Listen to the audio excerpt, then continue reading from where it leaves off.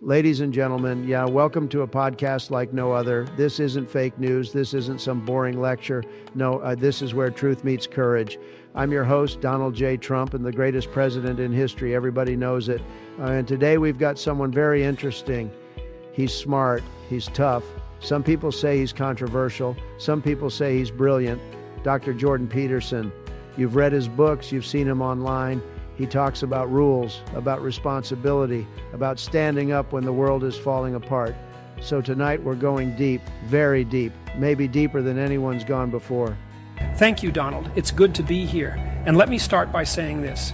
Young people are lost because the institutions that once gave them stability, family, church, education, have either collapsed or been corrupted. We've replaced meaning with ideology. And when meaning collapses, chaos floods in. That's where we are.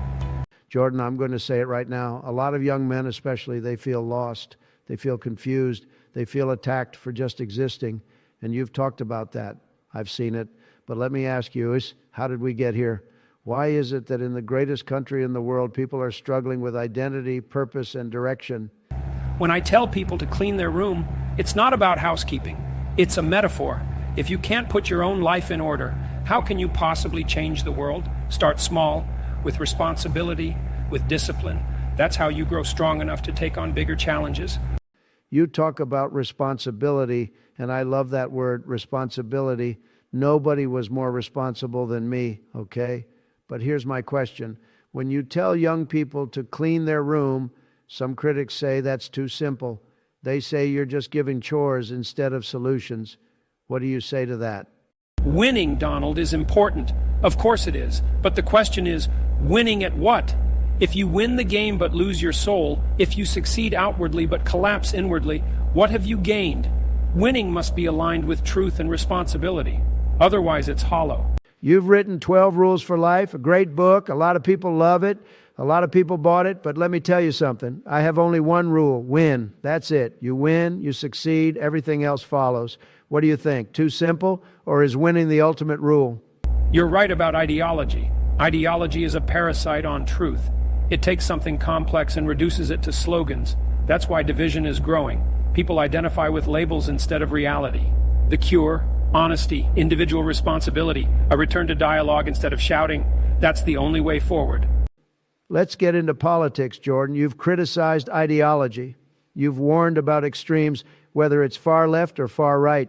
But right now, America's divided like never before.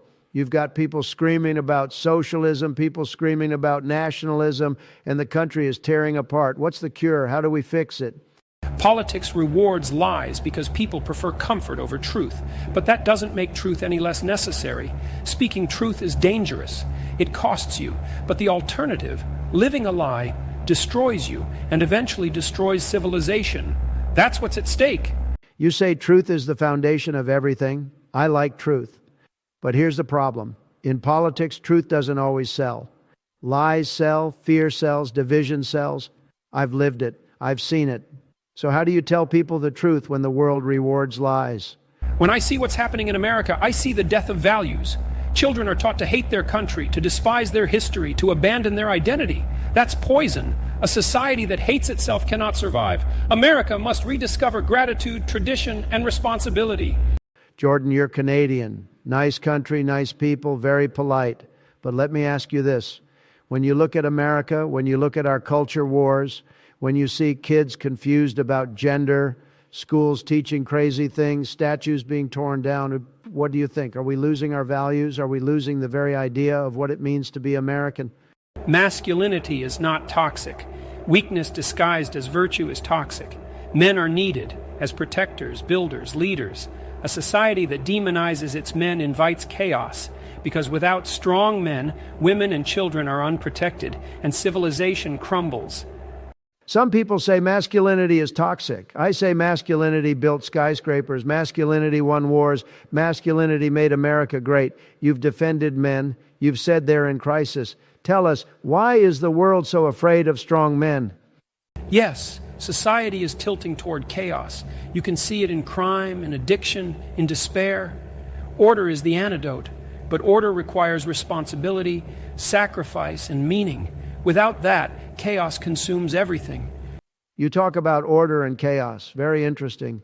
I built towers, pure order, incredible order. Democrats, they create chaos, inflation, open borders, crime. Let me ask you, do you believe society is tilting too far into chaos? And if so, how do we bring it back to order? You're right, Donald. The real crisis is spiritual. Politics alone cannot save us.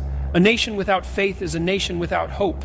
People need to believe in something higher than themselves, or they become slaves to the state, or worse, to nihilism.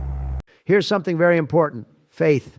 I've seen you get emotional about the Bible, about meaning. America was built on God, but now you see less faith, more cynicism, more emptiness. Is that the real crisis? A spiritual crisis, not just a political one? I do laugh sometimes. Humor is important. It's a release from suffering, but humor must be tethered to truth, otherwise it becomes cynicism. And cynicism is just another form of despair. Jordan, some people think you're too serious, very serious. But let me ask you, do you ever laugh? Do you ever relax? Because me, I laugh all the time. I laugh at CNN. I laugh at the failing New York Times. I laugh at the Democrats. Do you think humor is part of survival? If America continues down this path, collapse is inevitable. History is clear on this. Rome collapsed. Every empire collapses when it forgets its values, when decadence replaces discipline. But collapse is not inevitable. If individuals take responsibility, rediscover faith, and rebuild meaning, renewal is possible. Before we close, let me ask you the big one, the question nobody wants to answer. If America continues down this path, divided, faithless, confused, angry, what happens? Do we rise again, or do we collapse like so many empires before us? My advice is simple. Start where you are. Clean your room, take responsibility, tell the truth, stand up straight, care for your family. If millions of individuals did that, the nation would heal itself. Change starts at the level of the individual, not the government. And finally, for the people listening, give them hope, Jordan. Tell them what they can do tomorrow morning to take back their lives, their families, their future, because people are desperate for answers. Thank you, Donald. This conversation matters because people need to hear not just politics, but philosophy. America still has hope, but only if individuals choose responsibility over resentment, truth over lies, and meaning over emptiness. That's the path forward. Dr. Jordan Peterson, thank you. Incredible, powerful, emotional. Folks, you just heard one of the most honest conversations anywhere on the internet.